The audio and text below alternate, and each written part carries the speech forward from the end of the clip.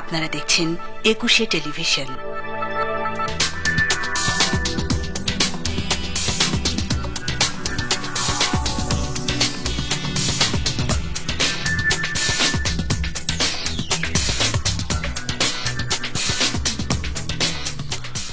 দর্শক, স্বাগত জানাচ্ছি একুশের রাতে।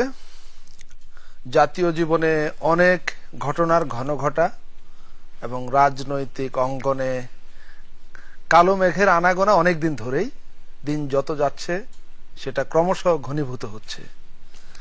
এই ঘনীভূত মেঘের আধার আমাদের কোন অন্ধকারে নিয়ে যাবে সেটা নিয়েই দেশ জুড়ে নানা রকম জল্পনা কল্পনা, গুজব গুঞ্জনের ডালপালা।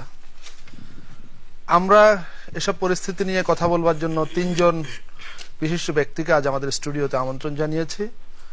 তার মধ্যে দুজন আছেন পলিটিশিয়ান, একজন আছেন আইনজীবী এবং রাজনৈতিক বিশ্লেষক। প্রথমে তাদের সঙ্গে পরিচয় করিয়ে দিই, তারপরে আগামীকালের যে সমস্ত সংবাদপত্র আমাদের হাতে অগ্রিম এসে পৌঁছেছে তার কিছু শিরোনাম পড়ে আমরা আলোচনা শুরু করব। আমাদের সঙ্গে আছেন মহাজোট সরকারের অংশীদার জাতীয় পার্টির অন্যতম প্রেসিডিয়াম সদস্য জনাব কাজী ফিরোজ রশিদ, তিনি সাবেক মন্ত্রী। আমাদের সঙ্গে আছেন বাংলাদেশের কমিউনিস্ট পার্টির কেন্দ্রীয় কমিটির সদস্য জনাব রুহিন হোসেন প্রিন্স, এবং আমাদের সঙ্গে আছেন সুপ্রিম কোর্টের আইনজীবী এবং রাজনৈতিক বিশ্লেষক কলামিস্ট ডক্টর তুহিন মালিক। আপনাদের তিনজনকে স্বাগত জানাচ্ছি। আমরা একটু সংবাদ শিরোনাম দেখে এসে সেই সূত্রে আলোচনা শুরু করতে চাই। আমার সামনে আছে দৈনিক মানব জমিন। এটির প্রধান শিরোনাম জাতীয় মশকরা। মন্ত্রিসভার সদস্যদের পদত্যাগ যে করা হয়েছিল, পদত্যাগপত্র জমা দিয়েছেন সে সম্পর্কিত একটি রিপোর্ট। মানব জমিনে আরো কিছু রিপোর্ট আছে। আমরা আজকে একটু বেশি সংখ্যায় শিরোনাম পড়ব যেহেতু বেশ তাৎপর্যপূর্ণ শিরোনাম। এর মধ্যে একটি শিরোনাম আছে মার্কিন কংগ্রেসম্যানের টুইটার বার্তা। তিনি বলেছেন খালেদা জিয়া বাংলাদেশের ভাবী প্রধানমন্ত্রী, মানে পরবর্তী প্রধানমন্ত্রী।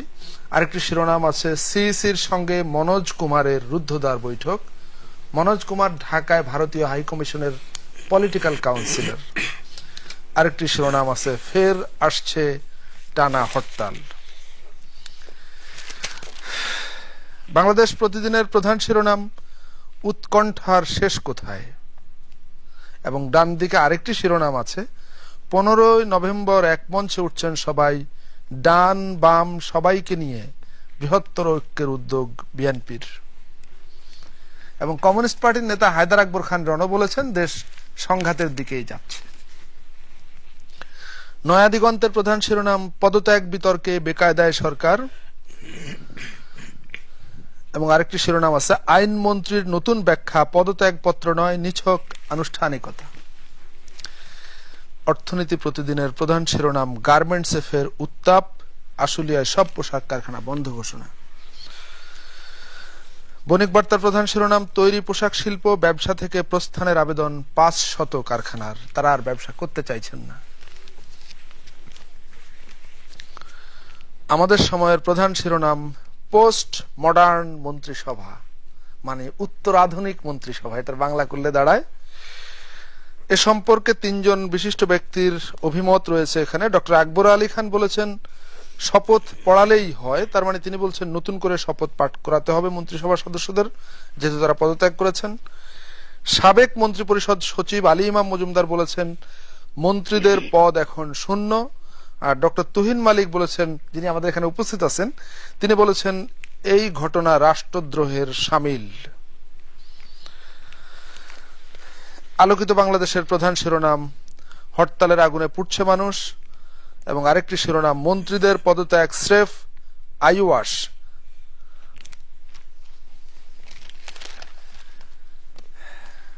আমরা আলোচনা শুরু করব জনাব কাজী ফিরোজ রশিদকে দিয়েই শুরু করি। আপনি দীর্ঘদিন মন্ত্রিসভার সদস্য ছিলেন আর রাজনীতিতে তো আছেন সেই মুক্তিযুদ্ধ পূর্ব কাল থেকে।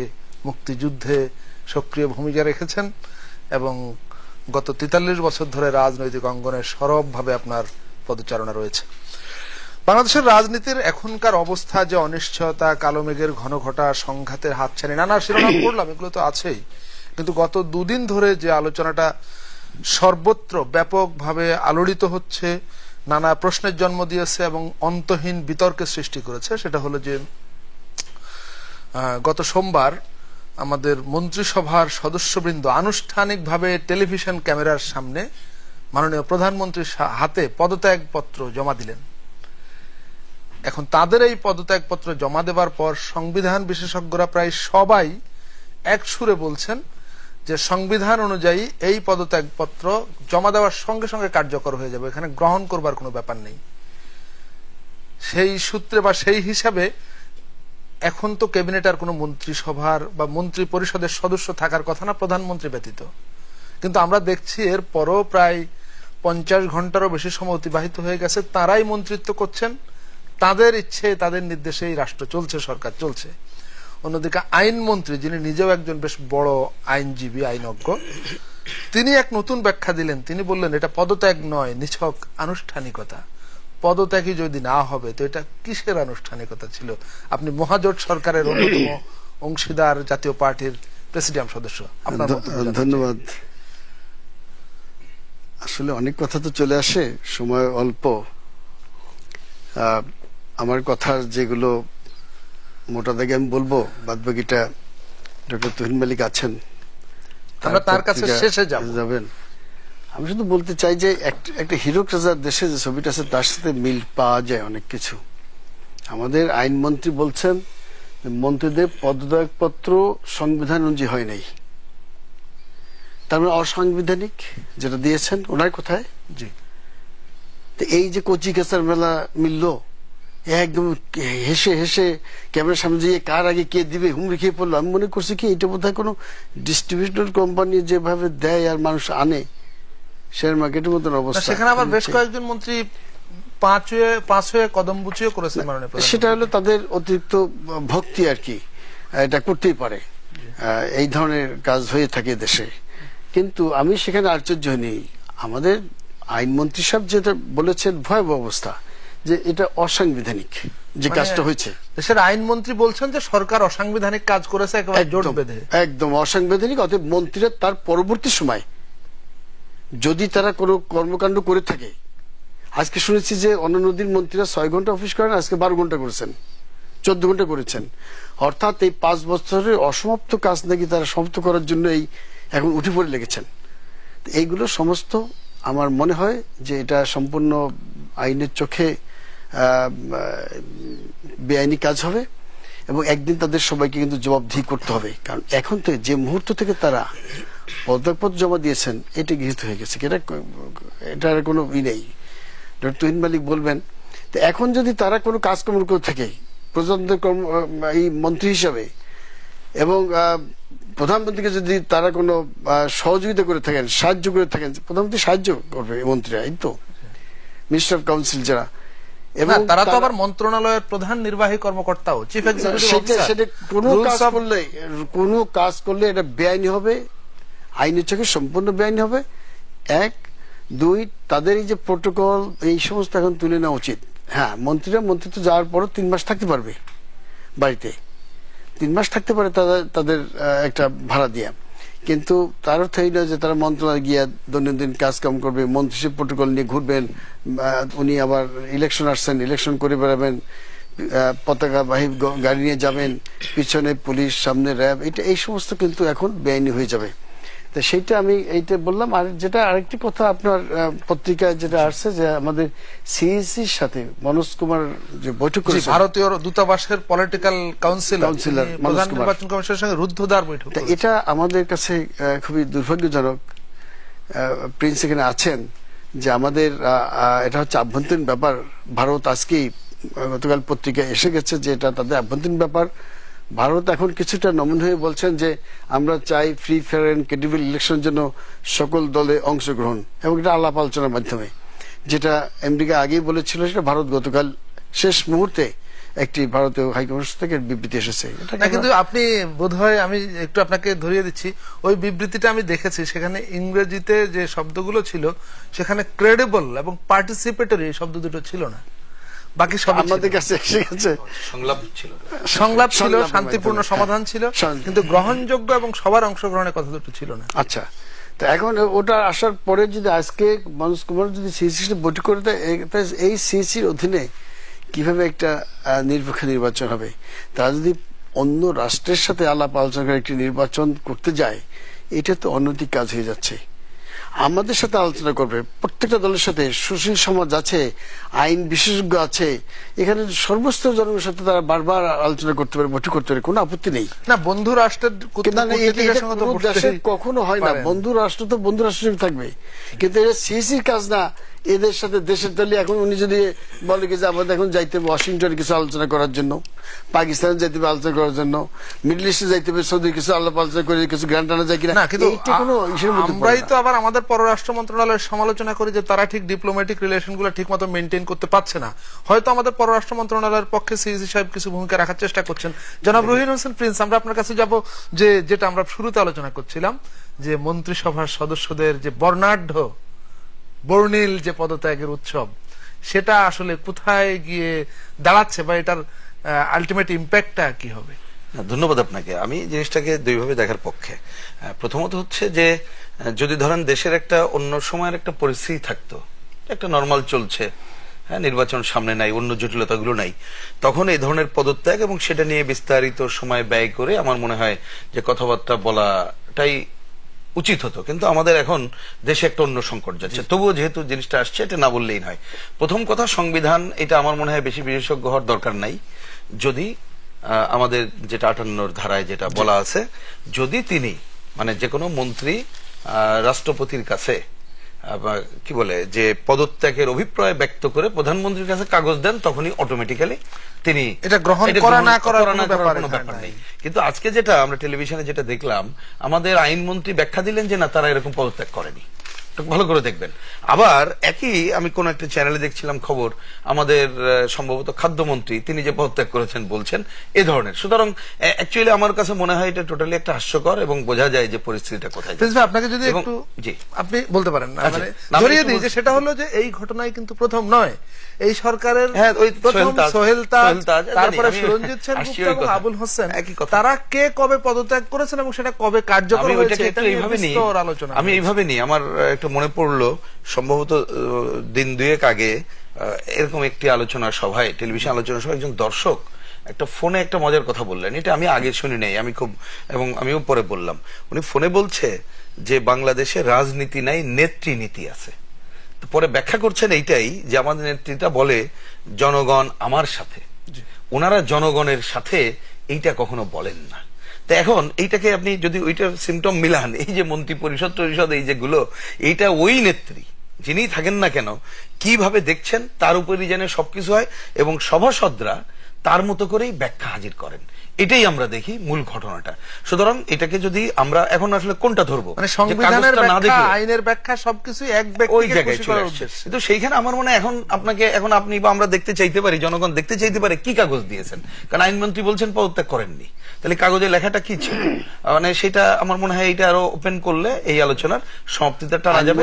এবং দেখেন পদত্যাগপত্র দিয়েছে কিন্তু উনি বলছেন, কিন্তু আবার আইনমন্ত্রী বলেন এখন ধরুন একটা কাগজ আপনার অফিসে বা আমার অফিসে দিল, আমিও এখান থেকে সরিয়ে আমার মতো করে দিলাম, তাহলে তো আবার আলোচনা অন্য জায়গায় চলে যায়। কিন্তু মূল কথা হলো যে যে জায়গায় আমরা আগাচ্ছি, দেশটা যেখানে চলে যাচ্ছে, আপনি পত্রিকার শিরোনামগুলো পড়লেন এবং যে জিনিসটা দেখা গেল যে সেই সমস্যার সমাধানের ক্ষেত্রে এইটা কি আরো বেশি অন্তরায় হলো নাকি কিছু অগ্রগতি হলো? যদি বুঝতাম অগ্রগতি হচ্ছে, কিছুটা ওভারলুক করার সুযোগ থাকলে বিবেচনা করা যেত। কিন্তু আমি ওইভাবে এই আলোচনাটুক শেষ করার পক্ষে, যেটা মোটেই অগ্রগতি না, বরঞ্চ আমাদের দেশের এই সংকটে উত্তরণের জন্য এটা একটা অধোগতি। এবং এই যে সংকটে ওনারা নিজেরা পড়লেন, আমি বলবো সে সচেতন ভাবেই পড়লেন, এবং বোধহয় ব্যাখ্যাদাতারাই হয়তো ভেবেছিলেন যে এটাকে তারা পার পেয়ে যাবেন, কিন্তু এই ব্যাখ্যায় আর যাচ্ছে না, এবং এইটাকে সংকটকে আরো ঘনীভূত করে তুললো। এই একটা দিক। আরেকটা পয়েন্ট আলোচনা এসেছে, আমি এটা বলতে চাচ্ছি, নির্বাচন কমিশন না বললে নয়। হ্যাঁ, নিঃসন্দেহে এটা তো আমরা দেখলাম এই সময়কালে শুধু না, আরো অনেকদিন ধরে আমাদের আভ্যন্তরীণ রাজনীতির মধ্যে বিদেশিদের হস্তক্ষেপ চরম মাত্রায় চলে আসছে। এবং আমরা দেখি ক্ষমতায় যিনি আছেন এবং ক্ষমতার বাইরে সংসদের বিরোধী দল, তারা বরঞ্চ জনগণের থেকে তাদেরকেই বেশি পছন্দ করেন। জনগণকে উইন ওভার করার থেকেই, মানে জনগণকে কাছে আনার থেকেই তারা মনে করেন এই রাষ্ট্রগুলো আমার পক্ষে আছে কিনা, তাহলে তারা খুশি হন এবং রাজনীতিটা ওইভাবে তারা অঙ্ক করেন। এটা আজকে বাংলাদেশের মানুষের কাছে পরিষ্কার। কিন্তু দেখেন, এই নির্বাচন কমিশন গতকাল, সম্ভবত গতকালই যে দিনটা চলে গেল, তার আগের দিন একটা স্টেটমেন্ট দিলেন। সেটা কি, ওনারা আচরণবিধি ওয়েবসাইটে দিয়েছিলেন, কোন রাজনৈতিক দল মতামত দেন না, এই জন্য ওনারা খুশি মনে করেছেন, গ্রহণ করলেন। আমার বিবেচনা হচ্ছে, আমি একজন রাজনৈতিক দলের কর্মী হিসাবে বলতে চাই যে এর থেকে আহম্মকি আর কিছু হতে পারে না। আমরা ওইটা দেখেছি। প্রথম কথা, ওয়েব পেজে উনি দিলেন, ওয়েব পেজ কজন দেখে? কারণ এর আগে নির্বাচন কমিশনার ছিল, আগের আচরণ বিধিতে আমাদের পার্টি সহ আমার জানা মতে আওয়ামী লীগ, দেশ যেখানে ডিজিটাল হয়ে গেছে, সুতরাং এটা হাস্যকর কথা, এটা চলেই না।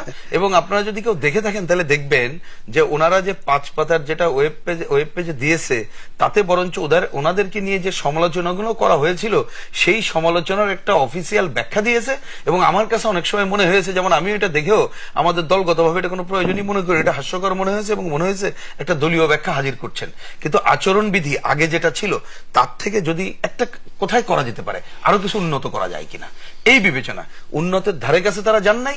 এবং যেটা করেছেন এটা একটা অবান্তর, অবাস্তব, হাস্যকর কাজ করেছেন, যেটা এই নির্বাচন কমিশন যে নির্বাচন কমিশনের দায়িত্ব পালন করছে জনগণের স্বার্থে না, বিশেষ কারোর স্বার্থে, সেই কথাটাই প্রমাণ করেছেন।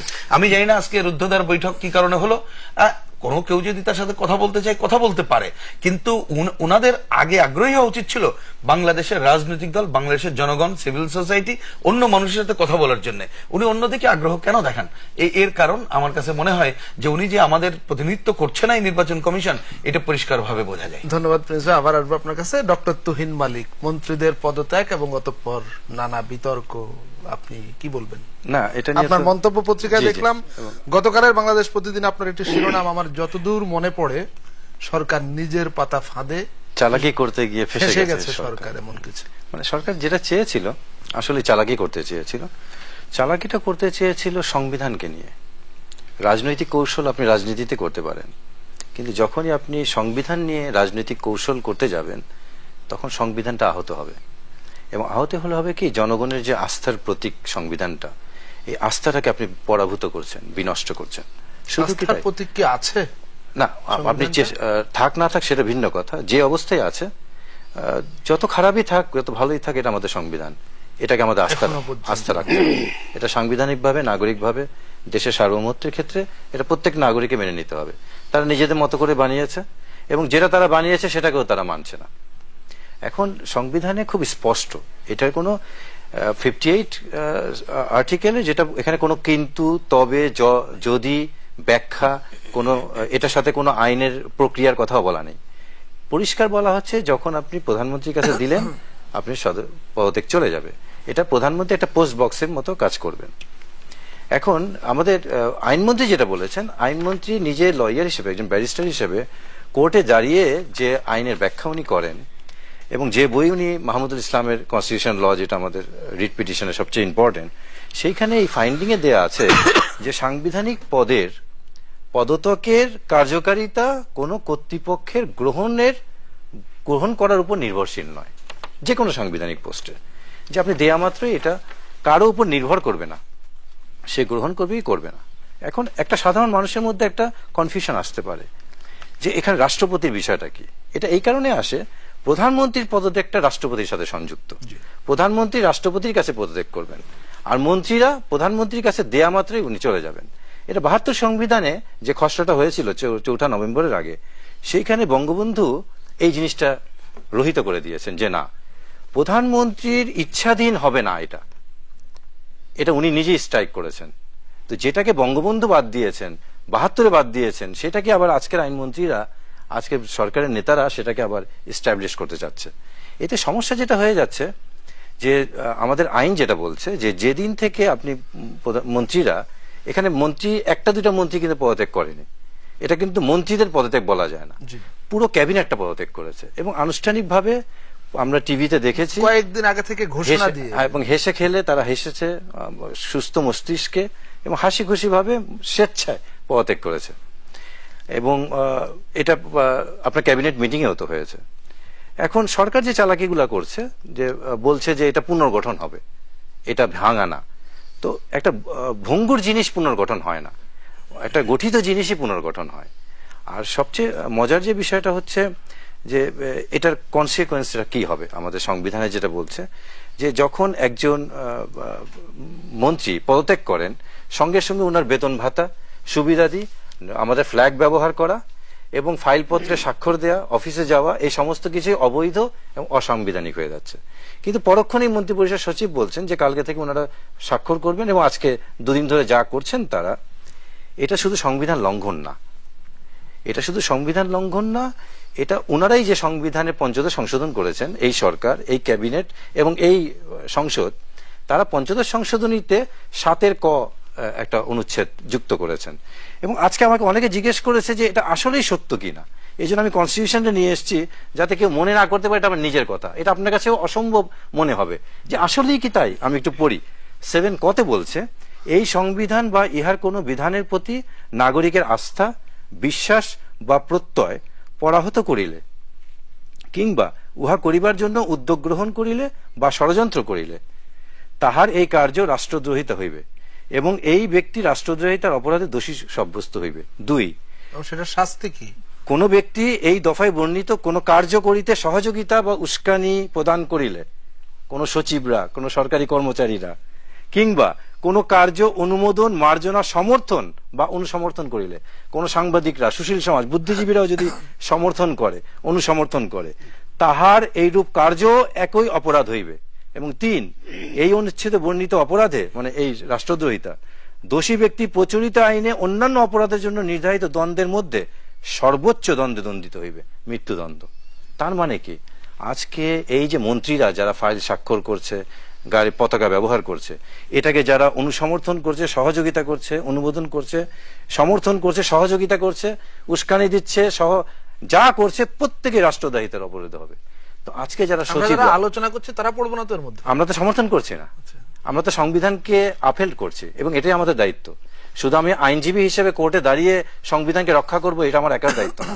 রাষ্ট্রের প্রত্যেকটা নাগরিকের সংবিধান যে অবস্থায় হোক না কেন, পঞ্চদশ সংশোধনী তারা যেভাবে এটাকে সংশোধন করুক নিজের মতো করে। সংবিধানের এই যে আপনি বিধানের কথা বললেন, এখন এটা কারা বাস্তবায়ন করবে? সরকার নিজেই তো একটা ভূমিকায় আছে। মানে সরকার যেটা মনে করেছে, সরকার যে ফাঁকিটা দিয়েছে, যে সরকার বলছে যে প্রধানমন্ত্রী যা বলে দলের নেতারা মনে করে সেইটাই সংবিধানের ব্যাখ্যা, ওটাকে বলে সংবিধানের ব্যাখ্যা। সংবিধানে যে আলাদা আইনের ব্যাখ্যা হতে পারে কিংবা এক্সপার্টদের ব্যাখ্যা হতে পারে, জুরিস্টদের হতে পারে, না না কোনো ব্যাখ্যা নাই ওইখানে। এবং একজন দর্শক কিছু জানতে চাইছেন, আমরা একটু তার কাছ থেকে ফিরে আসি। হ্যালো দর্শক, কে আছেন লাইনে? আপনার পরিচয় দিয়ে কথা বলুন। হ্যালো, ওয়ালাইকুম আসসালাম। আমার নাম তানভীর সিদ্দিক। জি বলুন। আমি আইন নিয়ে এক সময় পড়াশোনা করেছি এবং সংবিধান নিয়ে কিছুটা পড়ার চেষ্টা করি বা বোঝার চেষ্টা করি। আজকে রাষ্ট্রের আইনমন্ত্রী বললেন যে ওনারা যে পদত্যাগ করেছেন এটা সংবিধান অনুযায়ী হয়নি।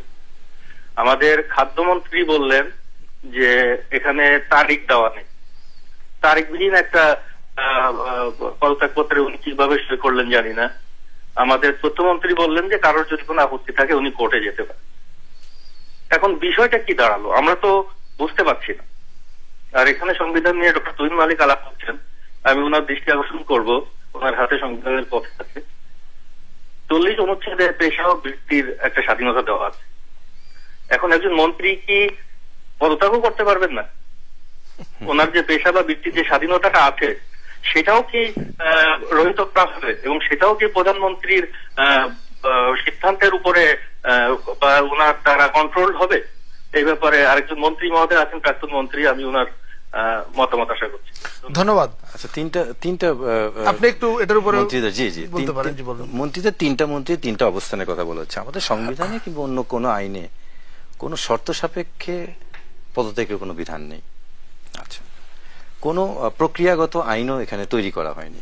প্রথমত যেটা আমাদের মাননীয় আইনমন্ত্রী মহোদয় বলেছেন যে এটা সংবিধান মোতাবেক হয়নি, তার মানে এটা ইলিগ্যাল হয়েছে, অসাংবিধানিক ভাবে হয়েছে, উনি স্বীকার করে নিচ্ছেন। এবং সেকেন্ড যেটা আমাদের খাদ্যমন্ত্রীর কথা বলেছেন, উনি কি বলেছেন খাদ্যমন্ত্রী সাহেব, তিনি বলেছেন তারিখ দেওয়া হয়। তারিখ, আচ্ছা আমি ধরে নিলাম এটা ভালো করেছে তারিখ কিন্তু দেওয়া। সংবিধানে তো আপনি যেটা পড়লেন তারিখ দেওয়ার না, কথা বলা তারিখের নেই। প্রয়োজন নেই। এখন যদি তারা আবার চালাকি করে তাহলে আবার ফেসে যাবে। কিরকম? যদি তারিখ ছাড়া জিনিসে যদি আবার তারিখ দিয়ে দেয়, কোনো পাবলিক ডকুমেন্ট যখন আপনি এটা প্রডিউস করলেন তারপর যদি আপনি টেম্পারিং করেন, কোনো কিছু যুক্ত করেন, তাহলে তো ফৌজদারি অপরাধে সাব্যস্ত হবে। একে তো মৃত্যুদণ্ড, আর মৃত্যুদণ্ড হলে আর কিন্তু কি ফৌজদারি আপনি করবেন? তো- মৃত লোক তো মারাই গেল গুলি খেয়ে, ওর চোখের অপারেশন করে কি করবেন? ওর আর এই ফৌজদারি অপরাধের প্রয়োজন নেই। আর তৃতীয় যেটা বলে আপনি ইনু মনে সাহেব, হচ্ছে খুবই আশাবাদী যে এই সংবিধানের যে বিধান এটা বাস্তবায়িত না, হবে। কেন হবে না? আমাদের যদি 40-42 বছর পর যুদ্ধাপরাধীর বিচার হয়, বঙ্গবন্ধু হত্যাকারী যদি এতদিন পরে বিচার হয়, সংবিধান লঙ্ঘনকারীদের হবে। ইনুরটা বলছি, ইনু সাহেব যেটা বললেন যে উনি অন্ধকে হাইকোর্ট দেখালেন যে তোমরা কোর্টে যাও, এটা একটা এই সরকারের বড় ধরনের ফন্দি। যে কোনো প্রবলেম তারা ক্রিয়েট করে, সংবিধানকে লঙ্ঘন করে তারা কোর্টে রাস্তা দেখিয়ে দেয়, এবং কোর্টে গেলে দীর্ঘমেয়াদী, এই সরকারের তো আর বেশি সময় নেই, কিন্তু কোর্টে গেলে আপনি ডিসেম্বর পর্যন্ত আমাদের হাইকোর্ট বোধহয় 14-15টা কার্য দিবস রয়েছে। না, তাছাড়া গত 5 বছরে কোর্ট থেকে রাজনৈতিক মামলাগুলোর রায় তো আমরা দেখি। না, আমি সেই দিকে যাব না, মানে উনি চাচ্ছেন যে এটা কোর্টে গিয়ে আরো দীর্ঘমেয়াদী ওনাদেরকে ফেলে দিতে। তো তাতে একটা- কি এই সম্ভাব্য নির্বাচনও ঝুলে যেতে পারে? একটা জিনিস তো বোঝেন যে এই যে কাক চালাকি যেটাকে বলে, যে কাক চালাকি হচ্ছে এমন এক চালাকি যেখানে কাক ছাড়া বাকি সবাই হাসে। আর এই যে মন্ত্রীদের কথা বলছেন, যে ইনু যে কথাটা বললো যে তোমরা কোর্টে যাও, যে এই ধরনের মন্ত্রীদের আঙ্গুল থাকে 12টা হাতে, 2টা থাকে এক্সট্রা, এই 2টা হয় খোঁচা দেওয়ার জন্য।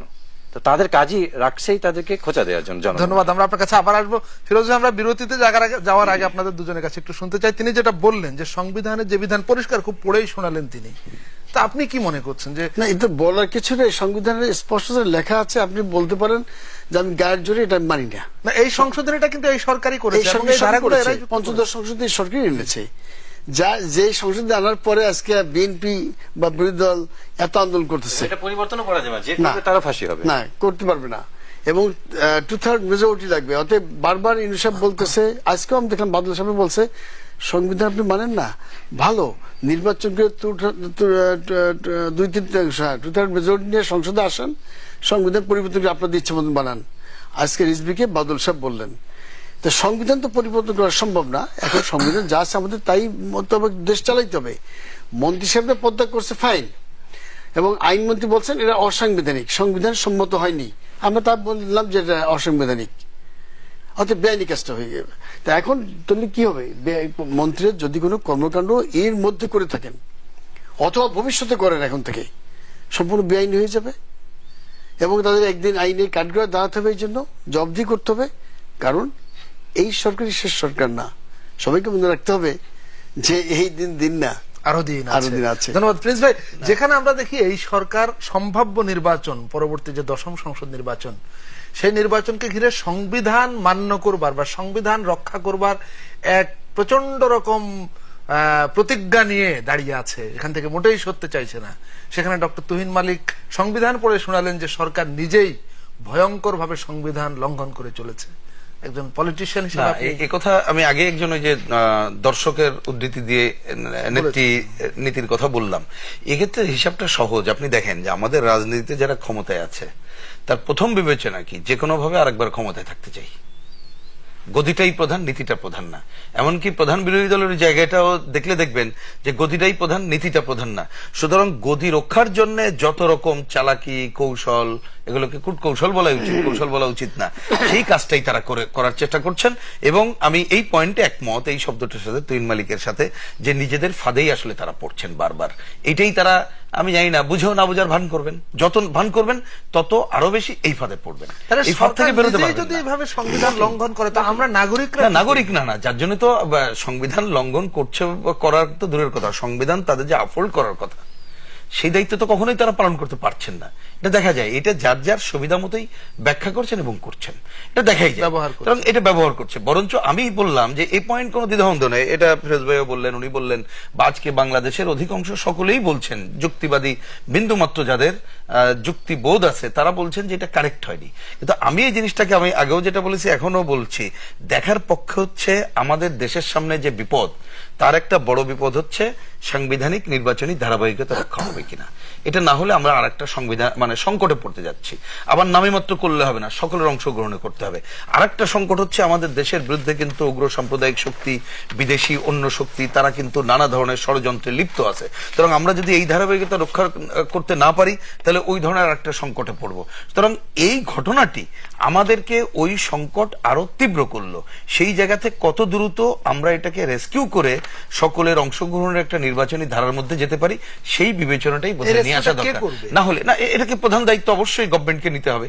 যদি না নেয় ইতিহাসের কাছে তাকেই প্রধান দায়বদ্ধ থাকতে হবে, এবং নিশ্চয়ই এই দায়বদ্ধতা এমনিতেই মুখের কথা হলে হবে না, এর জন্য একসময় তাদেরকে পানিশড হইতে হবে। আমি যদি আপনাকে একটু স্মরণ করে দিই, আমরা জেনারেল এরশাদ ওনারা ক্ষমতায় ছিলেন যখন, তখনও তাদের বলেছি ইতিহাসের কাছে দায়বদ্ধ থাকতে হবে।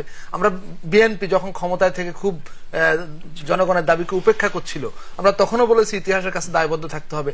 আজ আবার এই সরকারকে বলছি, কিন্তু তারা কি শেষ পর্যন্ত ইতিহাসের কাছে কোনো রকম সেটার জন্য আমি মনে করি সবচেয়ে বড় প্রবলেমটা হচ্ছে যে তাহলে এখানে কি বিকল্প একটা শক্তি দরকার ছিল, এবং সেই শক্তি হচ্ছে জনগণের ক্ষমতায়নের শক্তি। জনগণ যদি রুখে দাঁড়াতো এবং তারা যদি এই দায়বদ্ধতা নিশ্চিত করতে পারতো তাহলে ওনাদেরকে কিন্তু কৈফিয়ত দিতে হতো। কিন্তু হচ্ছে দেখবেন শেষ মুহূর্তে এনারা চুলকাচুলকি করে নিজেরা, ওই যে বলে যে একজনকে চুলকানি হলে আরেকজন চুলকায়, পিঠ চুলকায়, আরেকজন বলে আমাকে চুলকায় দাও, এরকম চুলকাচুলকি করেই নিজেরাই কোনো না কোনো ভাবে ক্ষমতায় থাকার জায়গাটা কিন্তু যায়। আপনি সংলাপেও দেখেন, দুই নেত্রীর যে সংলাপটা হলো 37 মিনিটের তো সংলাপই বটে, শেষ কথাগুলো যদি দেখেন শেষে বলছে যে আসেন আমরা তো দুইজনই ক্ষমতায় আমরা থাকবো, এই থাকবো না। আমি বলছি মানে পয়েন্টটাকে শেষে চলে আসি কিন্তু ওই জায়গায়। সুতরাং জনগণ কৈফিয়তটা তলব করতে পারছে না, এদের বাইরে জনগণ রুখে দাঁড়াতে পারছে না, এই কারণে। ওই শক্তি জাগ্রত না হওয়া পর্যন্তই বোধহয় আমাদের এই ধরনের একটা দুঃসহ অবস্থার মধ্যে থাকতে হবে। ডক্টর তুহিন মালিক, বিরতির আগে আপনি 1 মিনিটে যতদূর সম্ভব আমি সুনির্দিষ্ট জানতে চাই যে এই সরকারকে আমরা গত 5 বছর দেখেছি যে আমরা যখন নাগরিকরা কোনো একটা বিষয় নিয়ে খুব বেশি মনোযোগী হই বা খুব বেশি আলোচনায় চলে যাই, সরকার নতুন একটা সাবজেক্ট আমাদের সামনে হাজির করে দেয়। এখনো এই ঘটনার মধ্যে দিয়ে সেরকম কিছুই ঘটলো কিনা? না, এটা কোনো এটা সাবজেক্ট না।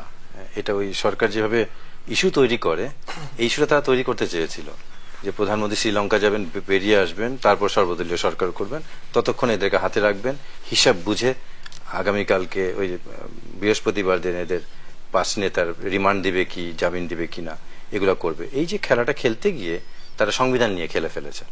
এবং তাদের সাহসটা কিভাবে হয়েছে যে এই সংবিধানই তারাই সংশোধন করে বলেছে যে সংবিধানের 123(3) কতে বলা হচ্ছে যে পূর্ববর্তী 90 দিন হচ্ছে নির্বাচনকালীন সময়, এবং একটা সিলমোহর মেরে দিয়েছে 71-এ যে যেখানে 2টা সেশনের নতুন সংসদ এবং পুরনো সংসদের মেয়াদটা বসার মেয়াদটা 60 দিনের বাধ্যবাধকতা ছিল, তারা বলে দিয়েছে এই 123(3) কারণে 90 দিনের নির্বাচনকালীন সময়ের জন্য এই 90 দিন সংসদ বসবে না।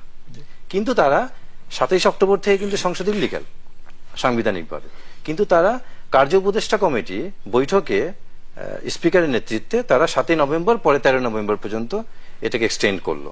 তো এটা তো ইলিগাল, সংসদ ইলিগালি চলছে। মানে এর বাইরে গ্রামীণ ব্যাংকের আইন হলো ইলিগাল, দুদকের আইন হলো, এগুলো তো সব ইলিগাল হচ্ছে প্রতিদিন এগুলো নিয়ে নানা। তো সরকার যেটা করছে সংবিধান নিয়ে খেলতে খেলতে এমন জায়গায় চলে গেছে যে বলা হচ্ছে না যে বিরোধী দলের নেত্রীও বলেছিলেন যে আপনি গর্ত খুলছেন, এই গর্তে আপনিই পড়বেন। তো সরকারের সমস্যা হয়ে গেছে যে সরকার যাদের কাছ থেকে অ্যাডভাইস নিচ্ছে, নিশ্চয়ই আমি বিশ্বাস করি না আইনমন্ত্রী মহোদয় এরকম অ্যাডভাইস তাকে দিবেন, উনি একজন খুব বিজ্ঞ আইনজীবী। তো হয় কি আমাদের যেমন বানরের মাথায় কিন্তু 2টা মগজ থাকে, একটা মগজ তার লেজকে নিয়ন্ত্রণ করে, আরেকটা মগজ করে দেহকে নিয়ন্ত্রণ। তো আমাদের সরকারের মন্ত্রীদের মধ্যেও এরকম আছে যে আপনার তাদের মাথায় মনে হয় 2টা মগজ আছে। এই যে মগজটা লেজকে নিয়ন্ত্রণ করে, আমার মনে হয় সেই মগজটাই পুরো দেহটাকে অবশ করে দিয়েছে, এবং কিছু মন্ত্রী আছে যাদের 2টা মগজই বন্ধক দিয়ে রেখেছে। ধন্যবাদ। আমরা আবার আসবো বিরতির পর, একটা ছোট্ট বিরতি নিয়ে আসি। দর্শক আমাদের সঙ্গে থাকুন, আমরা একটা ছোট্ট বিরতি নিয়ে ফিরে আসছি।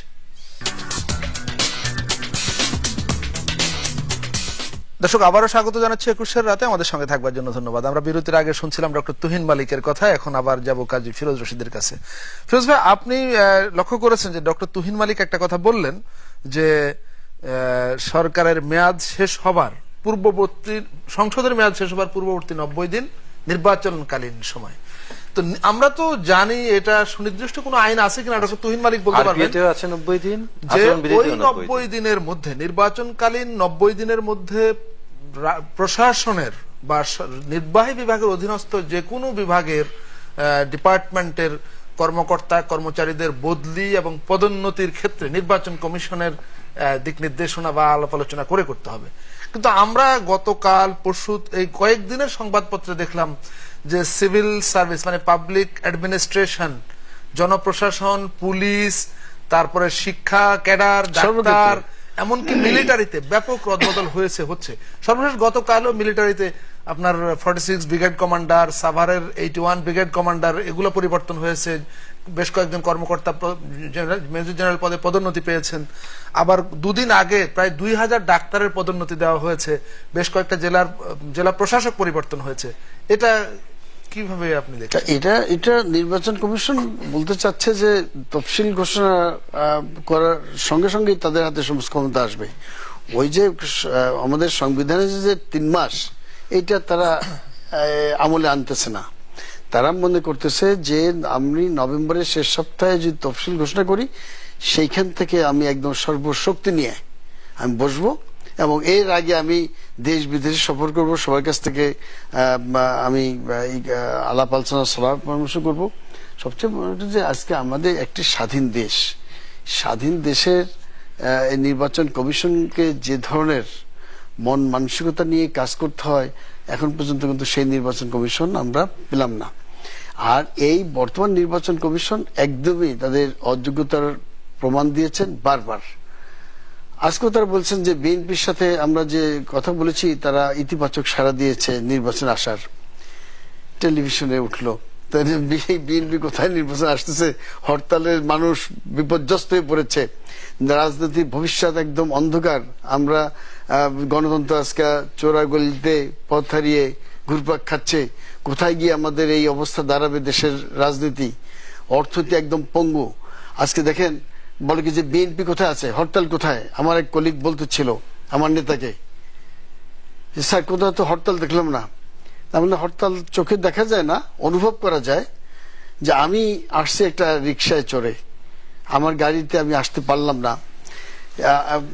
প্রতিদিন আমাদের যে এই যে পরিবহন সেক্টরে 100 কোটি টাকা লস হচ্ছে, পরিবহন সেক্টরে আমাদের গার্মেন্টস শিল্পপতিরা বলতেছেন যে আমাদের গার্মেন্টস শিল্পে প্রতিদিন 200 কোটি টাকা লস হচ্ছে। জি, 500 গার্মেন্টস মালিক ব্যবসা বন্ধ করে দেওয়ার ঘোষণা দিয়েছে। এইটা নাকি হরতাল হচ্ছে না, কারণ বিএনপি কোথাও নাই। আমার কথাতে বিএনপি তো চোখে দেখা যাচ্ছে না, সব পল্লতক ফাইন। হরতাল করে কেনা, জনগণের সমর্থন নাই, তাহলে জনগণের সমস্ত গাড়ি নিয়ে বেরিয়ে আসলে তো পারে। যারা এই কথা বলে সবাই যদি আমরা একটা গাড়ি নিয়ে বেরিয়ে আসি, তত ঢাকা শহরে বাম্পার টু বাম্পার গাড়ি হয়ে যাবে, আমাদের আগের অবস্থা চলে যাবে। কিন্তু আমি তো তার দেখি না, রাজপথে তো রিক্সাও তো আমি দেখি না, স্কুটারের সংখ্যা নেই, প্রাইভেট গাড়ি তো দূরের কথা, আপনাদের কয়েকটা অ্যাম্বুলেন্স ছাড়া আর এই যে মিডিয়ার গাড়ি ছাড়া তো কোনো গাড়ি চোখে পড়ে না। তাহলে নাকি হরতাল হচ্ছে না? আর কি হরতাল হবে আমি বুঝি না। মাঝে মাঝে তো বারুদের গন্ধ পাই, প্রায় দেখি যে বাস পড়ে যাচ্ছে, মানুষের উপরে গুলি চালানো হচ্ছে। হরতাল তো এখন একটা ভয়ের কারণেও কিছুটা হয়, এটাও তো ঠিক। হরতাল মানে কি, আমরা সবসময় করেছি হরতাল একটা ভয়ের কারণে। হরতাল আপনি যদি বলেন যে আপনারা সবাই বাড়িতে থাকেন, কেউ বেরোবেন না, কেউ এটা মানবে না, এখানে ভায়োলেন্স এসে যাবে।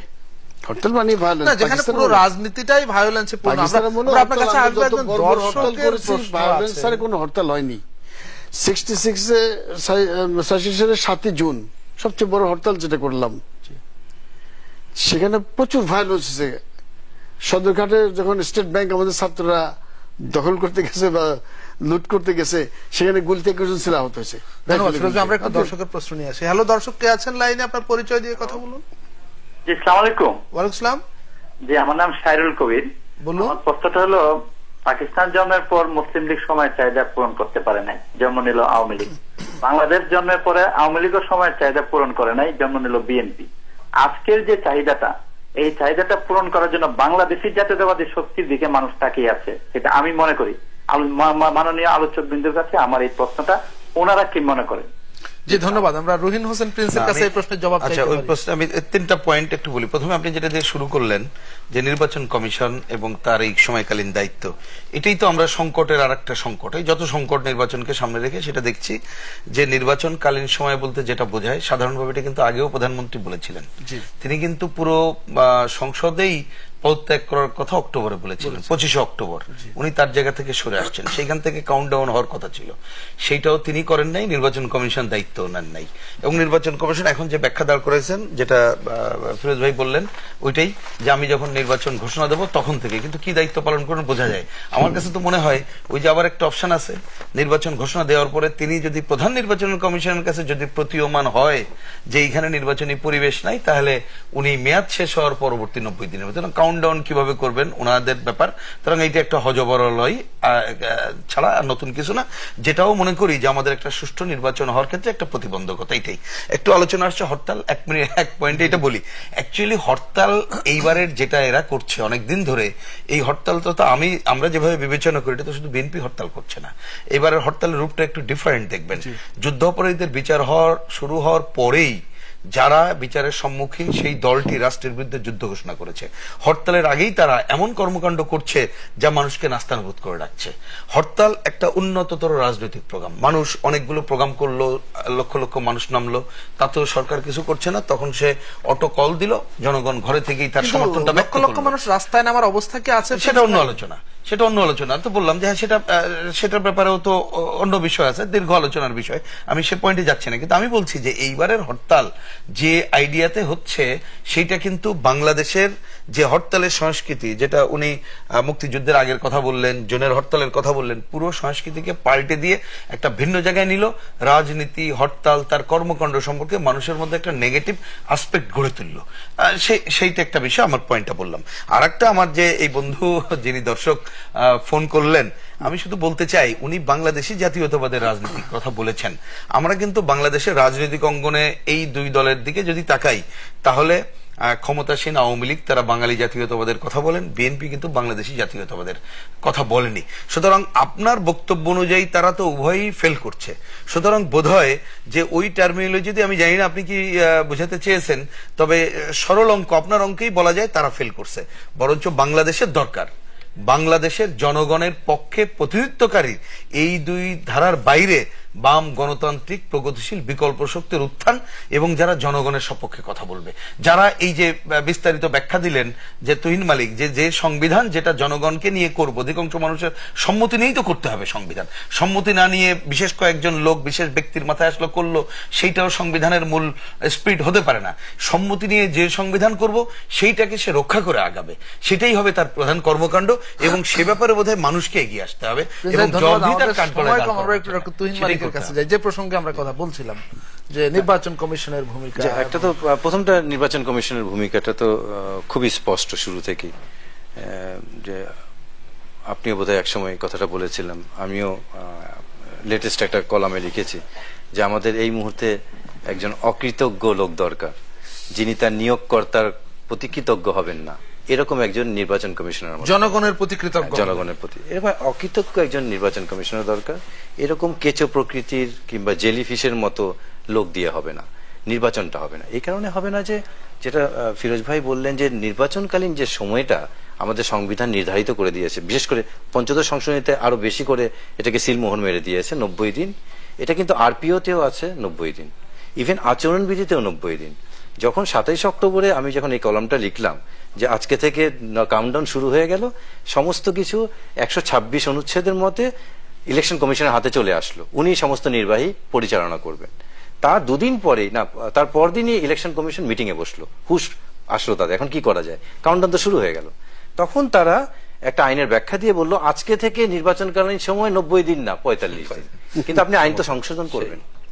এখন তারপরেও দেখেন, তারপরে আরপিতে বলা হচ্ছে নির্বাচন পূর্ব সময়, নির্বাচন পূর্ব সময়ের মধ্যে আপনি কোনো ভিত্তিপ্রস্তর স্থাপন করতে পারবেন না, কোনো বরাদ্দ দিতে পারবেন না। প্রধানমন্ত্রী প্রতিনিয়ত করছেন এটা। এখন আপনি আমাদের সময় একদম শেষ, আপনি শেষ করলে আমাদের। আমি যেটা বলছি যে মূল যে বিষয়টা আমাদের রাজনীতির বিষয়টা আসছে, যে হরতালের প্রসঙ্গটা আমি দিয়ে শেষ করি। যে হরতালটা করা হচ্ছে, হ্যাঁ, দেশের দেখেন 90% মানুষ প্রথম আলো বলছে, সবাই ডেইলি বলছে স্টারের সার্ভে, প্রথম আলো সার্ভে তত্ত্বাবধায়ক চায়। আবার এই 90% মানুষই কিন্তু হরতাল চায় না। তাহলে কি দাঁড়াচ্ছে? তাহলে কি চাচ্ছে? তাহলে হরতাল যে চাচ্ছে না, হরতাল ছাড়া আপনি এই 90% লোকের দাবিটা কিভাবে আদায় করবেন? এটা একটা পদ্ধতি থাকতে হবে। পদ্ধতিটা হচ্ছে মানববন্ধন করবেন, সভা সমাবেশ করবেন, সেটা বন্ধ করে দিয়েছে না, সমস্ত কিছু বন্ধ করে দিয়ে। আওয়ামী লীগের অফিসে উৎসব হচ্ছে, বিএনপির অফিসে মাতম হচ্ছে, একটা লোকও নাই। এটা তো লেভেল প্লেইং ফিল হচ্ছে না। ধন্যবাদ। যদি কিছু নাই করতে দেন, সুযোগ দিতে পাচ্ছি না বলে দুঃখিত। ধন্যবাদ জহির হোসেন প্রিন্স, ধন্যবাদ কাজী ফিরোজ রশিদ। দর্শক, আমি রবীন্দ্রনাথের একটা কবিতার দুটি লাইন আমার মনে আছে, কিন্তু আমি কবিতাটার শিরোনাম এই মুহূর্তে মনে করতে পারছি না। মহারাজা ঠাঁই নিল পুলিশের থানাতে, আইন বানায় যত পারে না তো মানাতে। কিন্তু আমাদের দেশে অবস্থাটা এখন উল্টো। সেটা হলো রাজা বা রাষ্ট্র ক্ষমতায় যারা আছে তারা আইন বানাচ্ছে, কিন্তু সেটা নিজেরা মানছে না, আমাদের মানতে বাধ্য করবার চেষ্টা করছে। তারা সংবিধানের সংশোধনী আনছে, কিন্তু সেই সংবিধান তারাই লঙ্ঘন করছে, তারাই তাচ্ছিল্য করছে। এই সংবিধান লঙ্ঘনের প্রতিকার পরিণতি কিভাবে হবে, প্রতিকার কারা করবে, সেটা নিয়ে আমরা আলোচনা করলাম, কিন্তু আমাদের সময়ের অপেক্ষায় থাকতে হবে এটার কখনো আদৌ কোনো প্রতিকার হয় কিনা। আমাদের সঙ্গে থাকবার জন্য ধন্যবাদ। ভালো থাকুন, নিরাপদে থাকুন।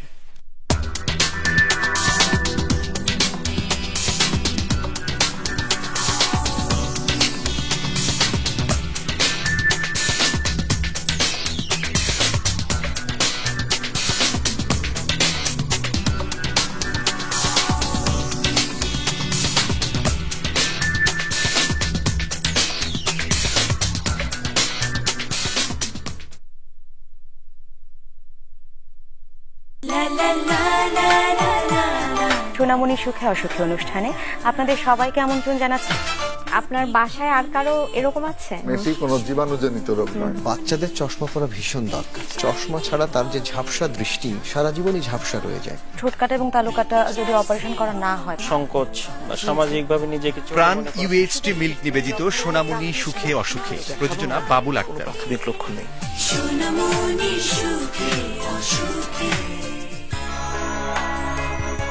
দেখবেন শুক্রবার বাংলাদেশ সময় সকাল 10টা 2 মিনিটে, নিউ ইয়র্ক সময় রাত 11টা 2 মিনিটে, ইউএই সময় সকাল 8টা 2 মিনিটে। আশা নামের একটা পাখি মনের কোণে বাসা করে, আমি তোমার মাঝে ঝিরি ঝিরিয়ে মন আকাশে যে বিদায়ে তারা জ্বলে, তার সাথে কি অজুহাত চলে। প্রথম যেদিন দেখেছিলাম নদীর তীরে করছো স্নান, আমার ভালোবাসার পালে লেগেছে তখন তুফান। নীলুয়া পেরিতে বাসে। রিয়াজুম মনির শৈবালের প্রযোজনায় সঙ্গীতানুষ্ঠান তানা নানা। বাসে